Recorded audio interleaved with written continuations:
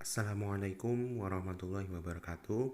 Perkenalkan, nama saya Divan Fazaman Tondang dari kelas 12 MIPA 6. Di sini saya akan menjelaskan pengaruh kemajuan iptek terhadap NKRI. Iptek sendiri, menurut para ahli, iptek atau yang biasa kita kenal dengan ilmu pengetahuan dan teknologi adalah suatu ilmu yang mempelajari mengenai berbagai informasi dan pengetahuan mengenai teknologi yang terdapat di berbagai bidang. Iptek sendiri memiliki pengaruh kemajuan iptek bagi kehidupan bermasyarakat, berbangsa, dan bernegara. Pengaruh kemajuan iptek sendiri memiliki dua, yaitu ada positif dan pengaruh negatif. Dari pengaruh kemajuan iptek ini terdapat 4 aspek, yaitu aspek politik, aspek ekonomi, aspek budaya, sosial dan budaya, serta aspek hukum, pertahanan, dan keamanan. Pertama, saya akan menjelaskan pengaruh positif kemajuan iptek bagi kehidupan bermasyarakat, berbangsa, dan bernegara. Yang pertama, aspek politik, yaitu memberikan dorongan yang besar terhadap konsolidasi demokrasi di banyak negara, meningkatkan hubungan diplomatik antar negara, memperluas dan juga meningkatkan hubungan dan kerjasama antar daerah, adanya peranan besar rakyat dalam mengemban pemerintahan, dapat tersampainya informasi dan berita mengenai politik individu atau kelompok secara tepat. Selanjutnya yaitu dalam aspek ekonomi. Yang pertama, makin meningkatnya investasi asing atau penanaman modal asing di negara kita. Makin terbukanya pasar internasional bagi hasil produksi dalam negeri. Mendorong para pengusaha untuk meningkatkan efisiensi dan menghilangkan biaya tinggi. Yang keempat, meningkatkan kesempatan kerja dan devisa negara. Yang kelima, meningkatkan kemakmuran masyarakat. Serta yang keenam, menyediakan dana tambahan untuk pembangunan ekonomi. Yang selanjutnya ada di aspek sosial budaya. Yang pertama, kemajuan teknologi komunikasi yang cepat dapat mempermudah komunikasi antara manusia dari suatu tempat ke tempat yang lain.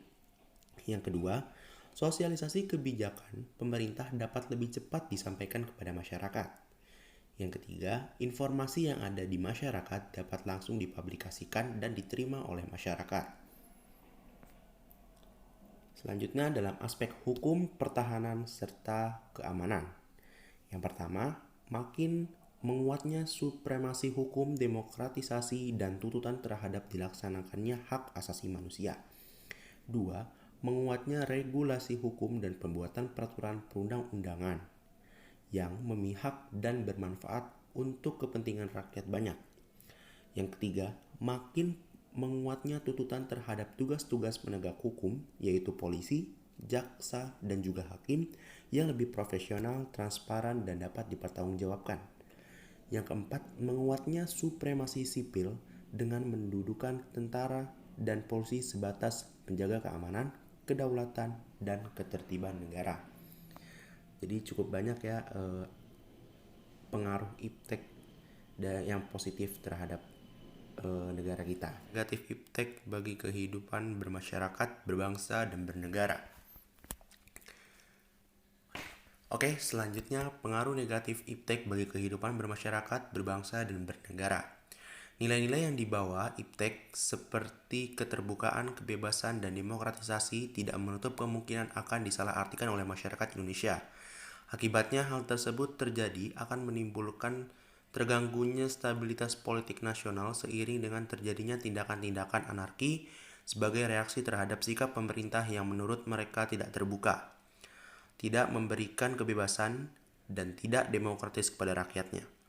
Hal ini akan senantiasa terjadi jika antara rakyat dan pemerintah belum menemukan kesamaan dalam memahami nilai-nilai yang dibawa iptek tersebut.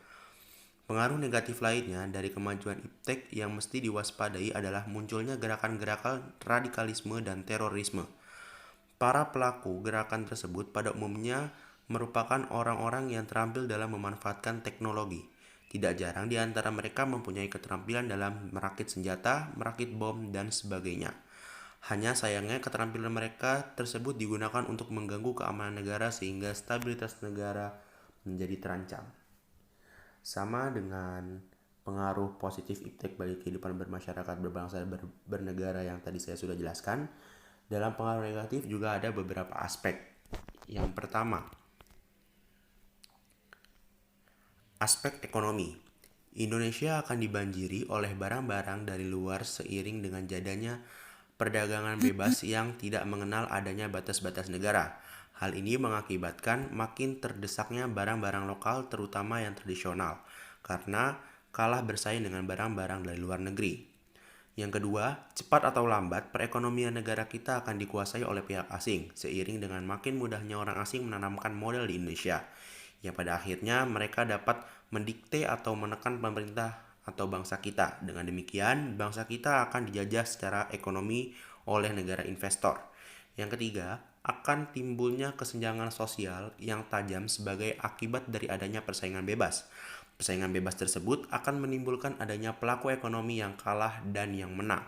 Yang menang akan dengan leluasa memonopoli pasar, sedangkan yang kalah akan menjadi penonton yang senantiasa tertindas. Pengaruh negatif selanjutnya ada pada aspek hukum pertahanan dan keamanan, yaitu akan menimbulkan tindakan anarkis dari masyarakat yang dapat mengganggu stabilitas nasional, ketahanan nasional, bahkan persatuan dan kesatuan bangsa. Selain itu, peran masyarakat dalam menjaga keamanan, ketertiban, dan kedaulatan negara semakin berkurang. Selanjutnya, pengaruh negatif iptek yang terakhir adalah aspek sosial dan budaya. Yang pertama, munculnya gaya hidup konsumtif dan selalu mengonsumsi barang-barang dari luar negeri. Yang kedua, munculnya sifat hedonisme, yaitu kenikmatan pribadi dianggap sebagai suatu nilai hidup tertinggi. Hal ini membuat manusia suka memaksakan diri untuk mencapai kepuasan dan kenikmatan pribadinya tersebut, meskipun harus melanggar norma-norma yang berlaku di masyarakat seperti mabuk-mabukan, pergaulan bebas, foya-foya, dan sebagainya. Yang ketiga, adanya sikap individualisme, yaitu sikap selalu mementingkan diri sendiri serta memandang orang lain itu tidak ada dan tidak bermakna.